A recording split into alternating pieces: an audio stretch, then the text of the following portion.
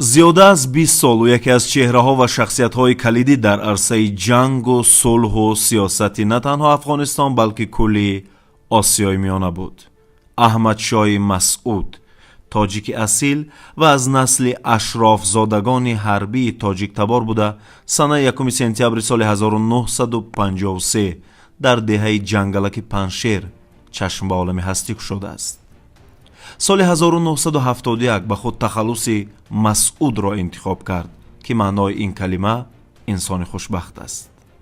соли 1973 ӯ ба донишгоҳи политехникии шаҳри Кобул дохил шуда, баъд аз табаддулоти сиёсӣ тарки донишгоҳ кард, ба гурӯҳи мухолифини исломии Покистон ҳамроҳ шуд. баъд аз сарнагунии сиёсӣ ва вуруди лашкари иттиҳоди ҷамоири шӯравӣ ба хоки Афғонистон, аз соли 1979 то соли 1989 бар зидди шӯравӣ дар хоки Афғонистон ҷангид. мегӯянд дар замони ҷанг 9 маротиба сӯйқасд ба ҷони ӯ ташкил шудааст, ки ҳар кадоми ӯ бенатиҷа монд. армияи шӯравӣ ҳатто ба ҷанговарӣ ва тактикаҳои ҷангии ӯ эҳтиром қоил буд. генералҳои шӯравӣ ӯро ҳамчун як шахсияти ватандӯст ва ҷасур муаррифӣ мекарданд.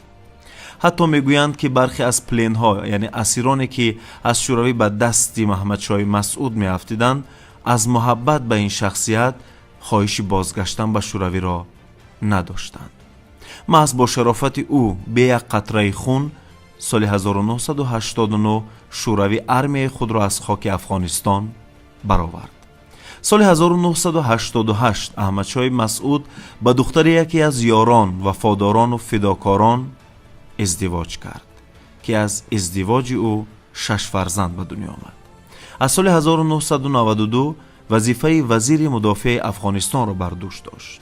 соли 1994 толибон қудратманд гардиданд, заминҳои Афғонистонро забт мекарданд. мақсади онҳо ҷорӣ кардани шариати ислом дар Афғонистон буд.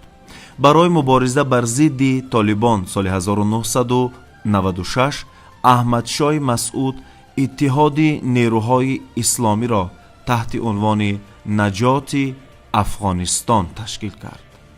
ҷомеаи ҷаҳонӣ низ барои Аҳмадшоҳи Масъуд дар мубориза бо толибон дасти кӯмак дароз кард, ки бо шарофати ин муборизаҳо 40% заминҳои Афғонистон ба зери тасарруфи Аҳмадшоҳи Масъуд даромаданд, ки дар ин заминҳо аксарият тоҷикони Афғонистон зиндагӣ мекарданд.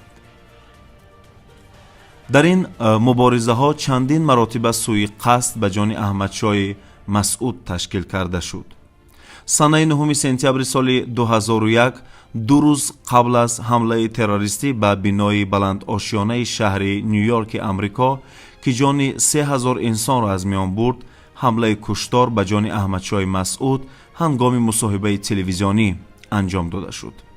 террористҳои худкуш худро журналист муаррифӣ намуда, моддаи таркандаро дар дохили камера асбоби наворгирӣ ҷойгир намуда, Аҳмадшоҳи Масъудро шаҳид карданд. Аҳмадшоҳи Масъуд аз ин ҳамла сахт захмин гардида, рӯзи дигар санаи 10 сентябр дар тахори Афғонистон ба шаҳодат расид. Аҳмадшоҳи Масъуд бештар бо журналистон мусоҳиба мекард ва ин нуктаи заъфи ӯро душманон хуб омӯхта буданд. ӯ донандаи хуби забони форсӣ, паштунӣ, фаронсавӣ, англисӣ ва ҳатто русӣ буд.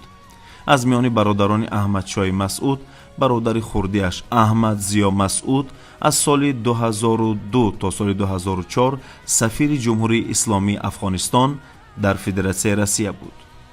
аз соли 2004 ноиби президенти Афғонистон.